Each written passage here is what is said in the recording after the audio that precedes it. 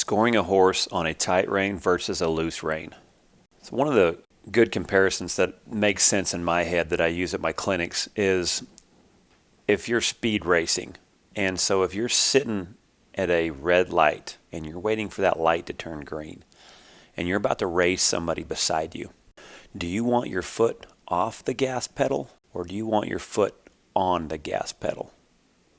Because in my opinion, if your foot's off the gas pedal and the other person's foot is on the gas pedal, it's going to accelerate sooner if there's contact with the foot and the gas pedal. Because in my opinion, you're basically racing the steer to get to the start. And so whatever your start is, whatever you're going to see on that steer, whether it's trying to go with him, which is one of the hardest starts there is because you're timing the steer, whether or not it's when he commits, whether more of your World Series type starts on these last two examples, where the steer just has to get in front of you and then you go.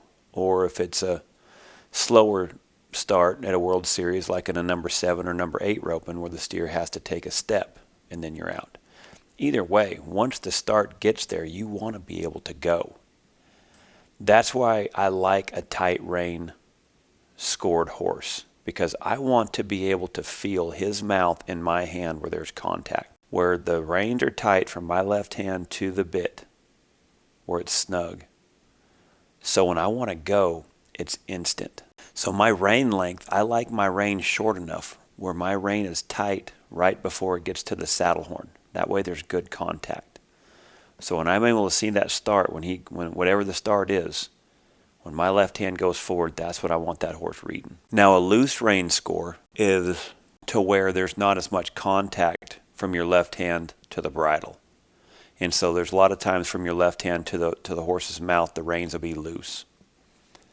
Now the one thing that I have seen where this is able to work is where it's a time score, where you nod, pick up, and go.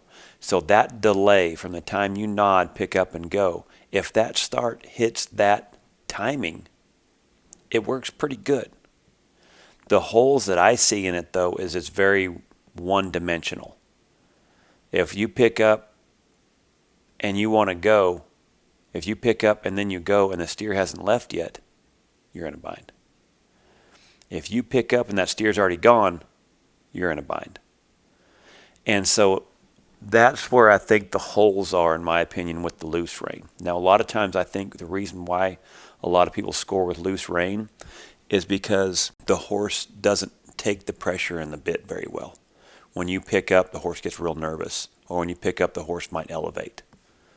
But that's one of the holes I see in it, to where when you pick up and go, you almost start elevating the horse by doing that. When that rein is loose and you pick up, it almost elevates your horse. So when your horse's front feet leave the ground and that start gets there, you're dead in the water. Another thing that I've seen too is when you don't have contact with the horse's mouth with your left hand, a lot of times them horses will want to look away because they're almost looking for the bit pressure. They're looking left and right. They can also sometimes even kick their butt out, just looking for something right there, looking for the pressure. Now they can kick their butt out too with a tight rein. A lot of that's pressure. But I've also just seen it too, where the loose rein, where they just kind of go wherever they want. And then sometimes I think too, your reins can be too long when you're at a loose rein, and then when you pick up, your hand's already at your chest, and it's just a bad way to get the run started. So those are some of the holes that I feel, in my opinion, with the loose reins. Now, how do you get a horse in your hand that doesn't want to take the pressure of a tight rein? Well, some of the things that I'll do is I'll just pick up where I can feel their mouth, and then as soon as they kind of trust it just for one split second in your hand, I'll give them some release. And then I'll pick up again until they might be nervous, but as long as they just put their hand or put their head into my hand right there with that tight rein, and I can feel it, I'll release. And if you do that consistently enough, they'll start learning to trust your left hand. They'll start learning to find your left hand. You can also do a lighter bit. Sometimes I'll do like a real light slip bit. I may not rope that day, but I might just be kind of working with them in the box just enough where something's light enough where they're not scared of it. They'll also lean into it, especially a younger horse.